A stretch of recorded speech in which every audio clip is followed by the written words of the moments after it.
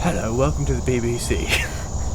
Behind me, we have white-tailed deer found in North America.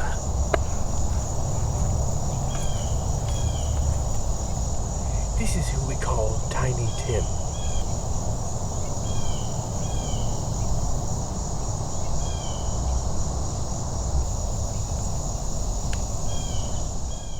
So we just pulled up to this property that we saw like 140-inch deer, at least, like probably 80 yards from here. We were driving into this area in Tennessee. We got permission on another spot. We were driving in, we saw this pretty big buck in this field. And so we're like, we're gonna come back to this spot and knock on some doors and see what we can do. The first door we get, super nice old man that is like, instantly was like, yeah, sure. And just walked us his entire property. I mean, look at this. Didn't even question it, ask questions, Nothing. or nothing.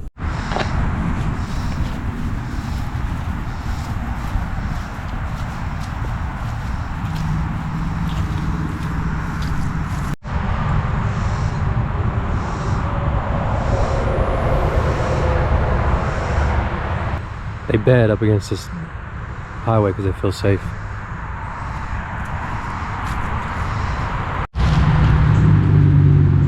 That's still wet. Alright, got the camera set up.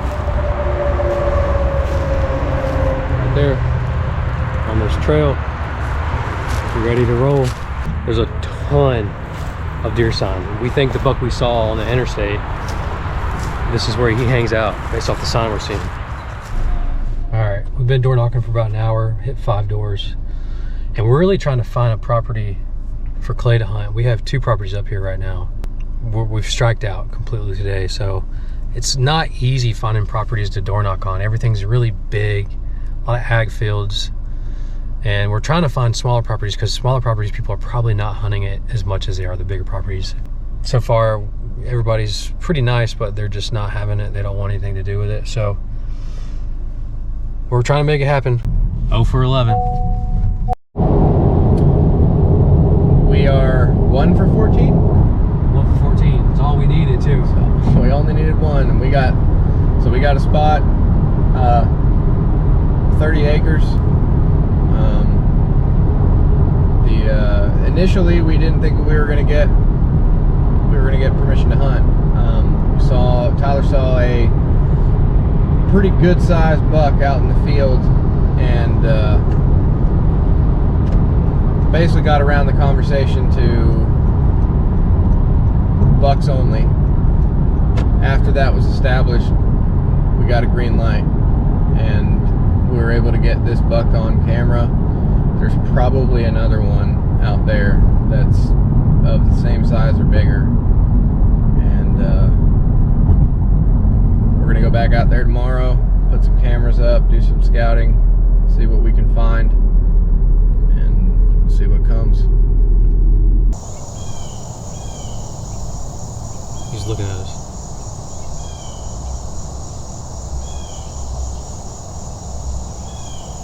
I zoomed out. Hello, welcome to the BBC. Behind me, we have white-tailed deer found in North America. This is crazy. I can't believe we got this property. So, Tyler, we had a setback in Tennessee. So the setback is, we got a call while we were eating breakfast. Homeowner calls us and says, I changed my mind, y'all can't hunt on my property. We were in Cracker Barrel eating, and it was kind of loud. I tried to ask him why. He's older, so he probably didn't hear me, and he said his goodbyes. We tried calling him back, I don't know, five or 6 times. He hasn't answered the phone. Super not good, but now we're left with the why, and we don't have an answer to that why, and we might not ever get one.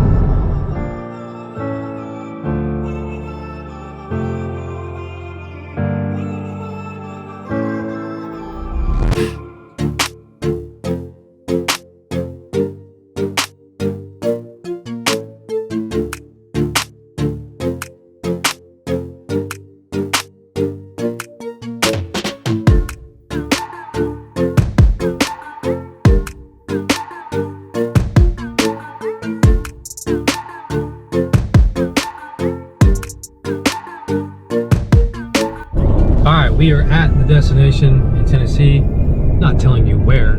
It's not in Nashville.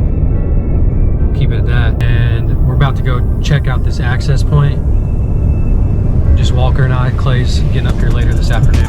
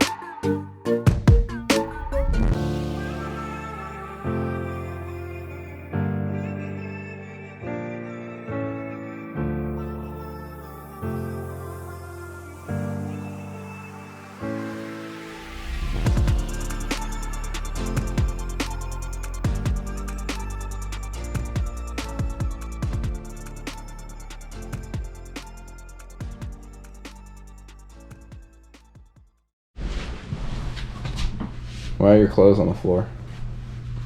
My freaking cat somehow pissed on my clothes, all my hunting clothes, while I was in my bag. I'm wearing Clay's shirt. I'm gonna have to wear cat piss stained pants for the first hunt, and then I'll have to figure out how to get the cat piss off of all these clothes. What's up, guys? Probably not going to be able to hear me because of the interstate traffic. We got 3 days to try to get a buck down. We got some good bucks on camera.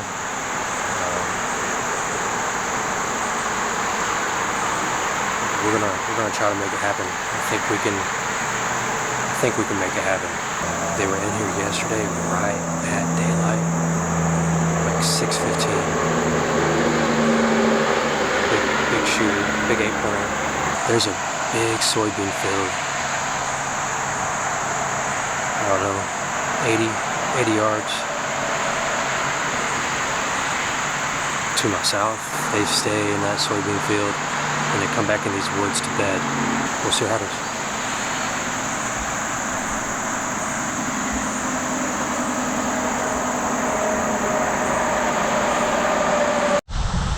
All right, well, didn't see the bucks. I did just jump those does, a doe and 2 fawns that I saw while I was hunting. I jumped them walking out. There's nothing I could do. They bedded up behind me. They were downwind of me too. About to go get some detergent, some scent-free detergent, and wash my clothes and try to get back out here as soon as possible. So we hunted hard over the next couple of days with minimal deer movement. We just couldn't seem to get on these bucks. I made some phone calls to try to get permission on the bordering properties, but we couldn't get a hold of anybody. Never got a phone call back either. Walker and I actually went to Kentucky Saturday morning to scout a new property that I had landed. We were getting this ready for opening weekend in Kentucky. While we were there, the buck showed up on camera right after Clay got out of the stand. They showed up at 10 a.m. and after that, it proceeded to rain all day. We decided to hunt through the rain, and before we left the house at 4 p.m., the bucks showed back up. We hunted through the rain in the afternoon. I hunted the mineral lake, and Clay hunted on the ground closer to their bed. He made an aggressive call, but he was able to get within 70 to 80 yards to the bucks. He only saw them for a brief second, but we got a better idea of their travel routes and how they get to and from the bean field. Going into the last morning, we were desperate. It was my turn to hunt the bedding, but we only saw a doe and a spike that passed me first and then Clay second. We had an aggressive game plan for the afternoon hunt. It was our last sit. We were determined to get an opportunity on one of these big bucks.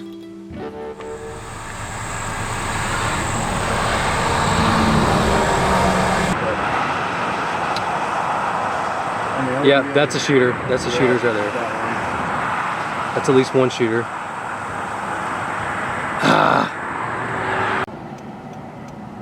Yeah, dude, that deer. That's right there. That one right there. That one that's with his butt towards us. Yeah. That's a big deer.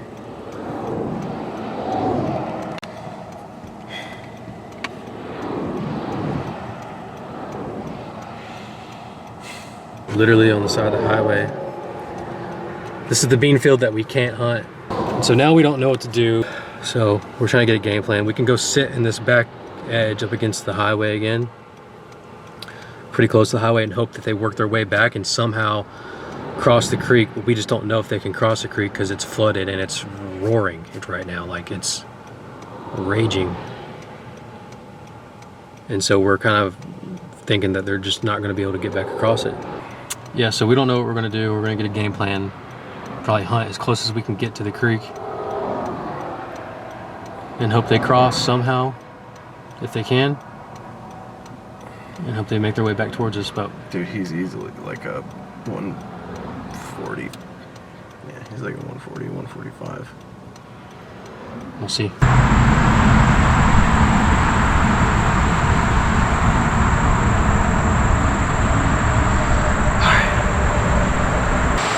got set up. I don't know if you guys could hear me at all, but before we popped in, we saw them in the bean field.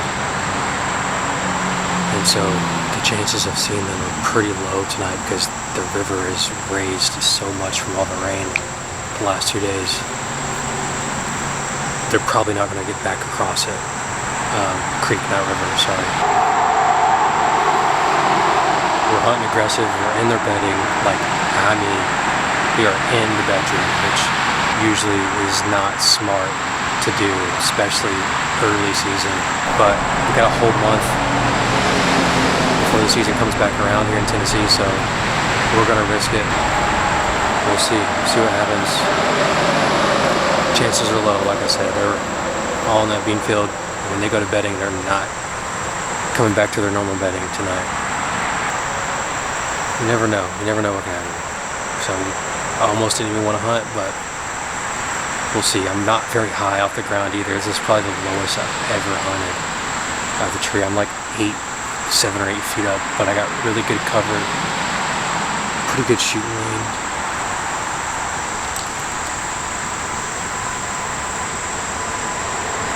Like if they cross this one path right here, I got a 52-yard shot, which is pretty good.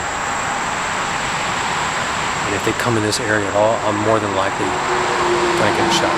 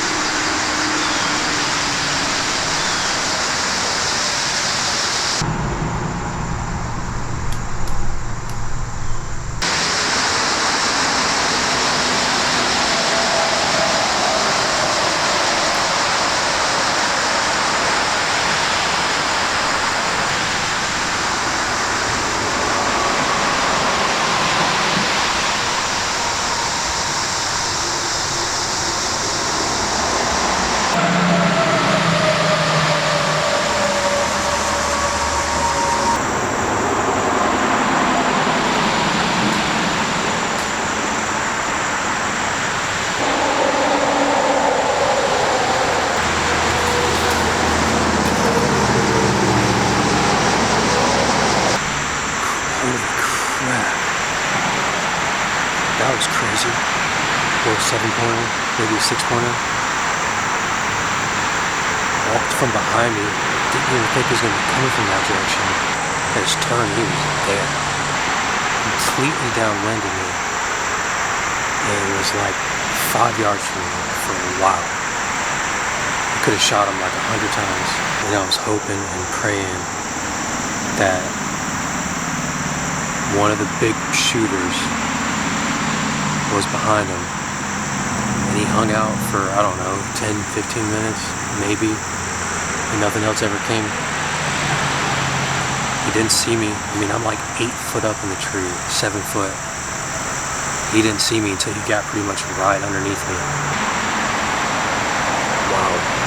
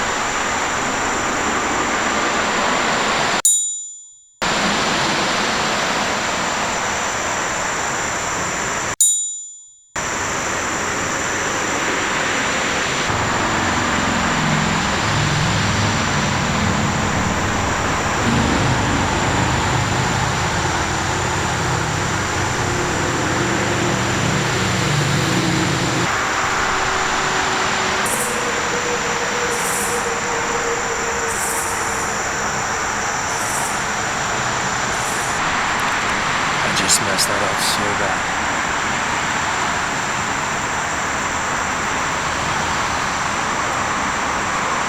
That was so bad, dude.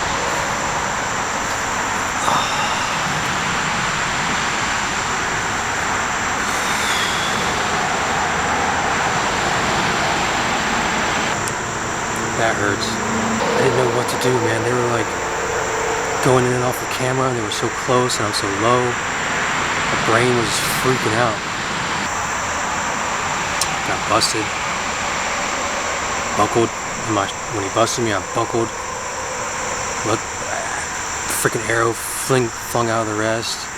Tried to reset it and shoot. And, oh, that hurts. That hurts. That's a big mistake. I'm not set up for them to come under that way. Man! I should have drew early, but I didn't, like an idiot. What I should have done is I should have found a tree I could have got higher up in, but there's not one. I should have hunted further down like I almost did. I should have knew they were crossing right here. Thought they were gonna come from the other way. And I should have just waited. I should have let them cross and prayed that they didn't bust me, and I should have waited until they got 20, 25 yards away and then tried to take a shot. And if I couldn't have taken a shot, oh well, you know. Now I probably just screwed this spot up. I guess you learn from your mistakes, huh? This is a dumb one.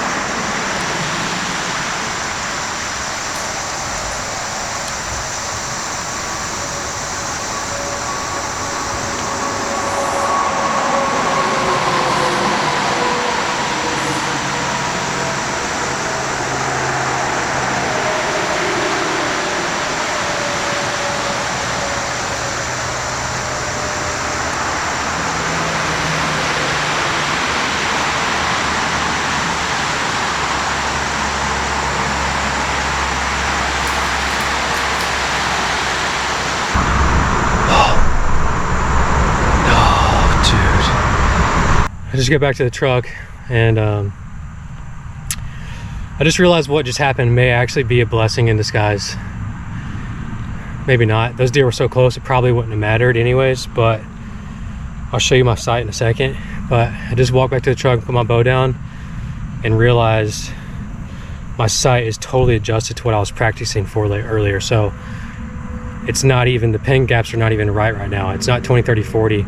I moved my slider up, my bottom pin slider, to 26 yards when I was practicing earlier, and I never moved it back, and I hunted with that. So there's no telling what would have happened if I would have taken a shot or got a shot. Potentially could have injured a deer. So I was very upset what just happened, but now, I don't know, maybe I'm trying to justify it, but I feel a little better. And so my pin gaps are 20, 30, 40, but I moved my bottom one, which is the slider. My bottom pin's the slider. I moved it up to 26 because that's where I was practicing. I moved it up to 26, I never moved it back. Really what it boils down to is I'm an idiot times 2, but I'm still glad I didn't take a shot now that I see the sight. Really learned some lessons today. All you can do is be more conscious of things and try to do better next time. So